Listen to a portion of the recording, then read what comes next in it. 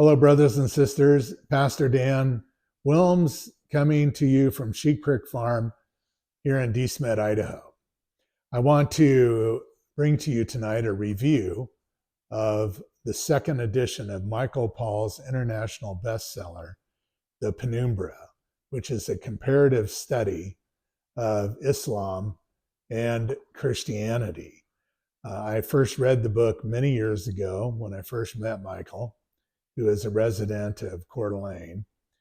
And it is a powerful book and still is, and has a new cover, a new typeset, a new format, and it's just very beautifully and well done from an aesthetic point of view. But I want to talk to you today about 5 points that I appreciate about this book, and then about the new epilogue that he has included in this second edition. Just a little background on Michael. He is a person who is the president of Salvation for Muslims in Hayden, Idaho. He has spoken in many workshops, churches, camps, etc., about Islam and his testimony regarding his conversion to Christ. And so it is a great book. And so I want to, and Michael's a great man, I want to get into the 5 reasons why I like this book. Number 1, Michael's writing style is clear and precise. If there is a word to describe this book, it is clarity. It is very clear. And so a lot of books you read have a lot of fluff in them, and it takes paragraph after paragraph, if not page after page, to get to the point the author is making, if they ever do.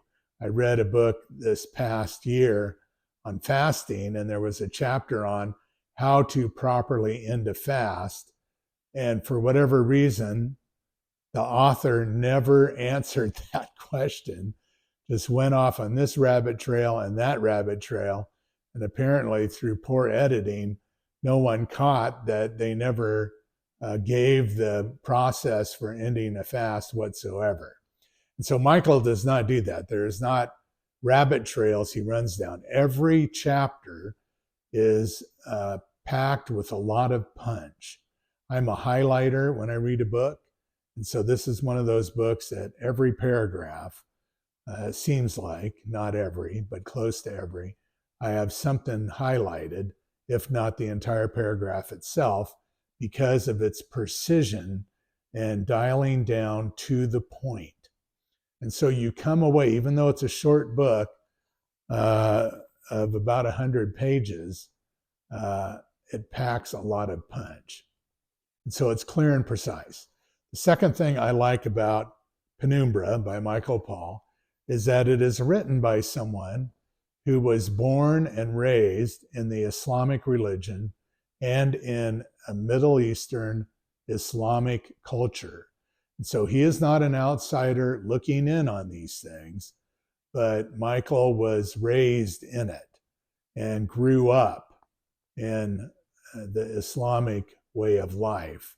And so when he talks about what they believe and how they process those beliefs and make application of those beliefs in their culture, it is coming from someone who has firsthand knowledge as a practicing Muslim. Number 3, and this seems like it's in contradiction to number 2, I appreciate the fact that it is written by someone who is now a former Muslim and has converted to Christianity. And he is able then to speak to both sides. He can tell you all about Islam and what it believes. And now, as a person who is a follower of Jesus Christ, can also speak to the Christian side and bring to us the biblical teachings about Christianity in comparison to Islam. And so I appreciate that. Number 4, I appreciate that it is a comparative study. that it compares the two. And rather than just being, say, a diatribe against Islam or a puff piece regarding Christianity, it is a comparative study where he takes the beliefs of Islam and lays them out, and then takes Christianity and lays out those beliefs alongside of it. Number 5, I appreciate that this is a great tool of discipleship. You can give this book to any Christian believer, and they will grow in their understanding of Christianity by reading this book. Not only will they be helped by the warnings we receive in it, in our understanding of what Islam really is, not a religion of peace and love, like is promoted in the mainstream media. And so it's a great tool of discipleship, and every Christian should read the Penumbra. It took me, and I probably read faster than most, but it took me less than an hour and a half, maybe 2 hours, to read the entire book very thoroughly. And so I would encourage you to read it. It's $9.99 on Amazon right now, a fantastic book. I also wanted to comment on the epilogue found in the end of the book, which is new to the second edition, along with a new afterword in addition to the original conclusion. But in the epilogue, Michael talks about the positive aspects of Arab culture that predate the domination of Islam in Arabic lands, and how Arabic culture is known for its warmth, its hospitality, and its generosity, and how those things are still a part of the Arabic peoples, even though they have come under the domination of the Islamic religion. And so he doesn't want us to forget that, and I wouldn't want to forget it either. And so it's a good read there in the epilogue about Arabic culture. Finally, a little bit about Michael. Michael, as you'll read in the About the Author section at the end of the book, and as I've already said, was raised in the Islamic religion and culture. He converted to Christianity. Somewhere along the time, he was also a cultural advisor to the United States military during Operation Iraqi Freedom.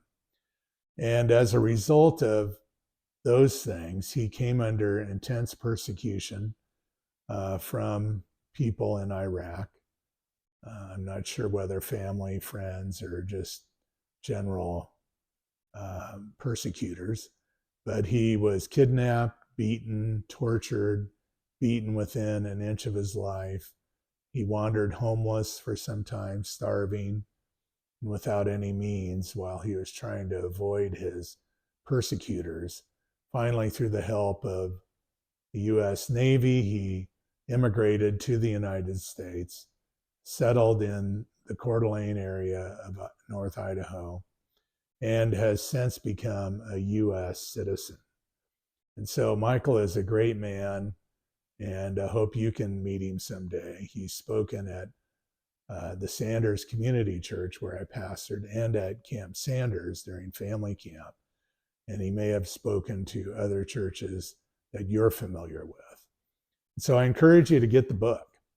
And after you read it, I would encourage you, as I have, to buy copies and to share them with other people. This is a time in which we need this kind of information, even in our own county here, which is a very rural Idaho county.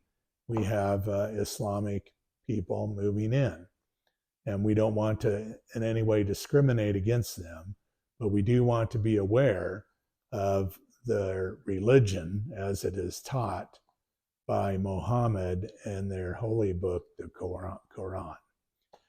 God bless you. Be encouraged in the Lord, and Maranatha.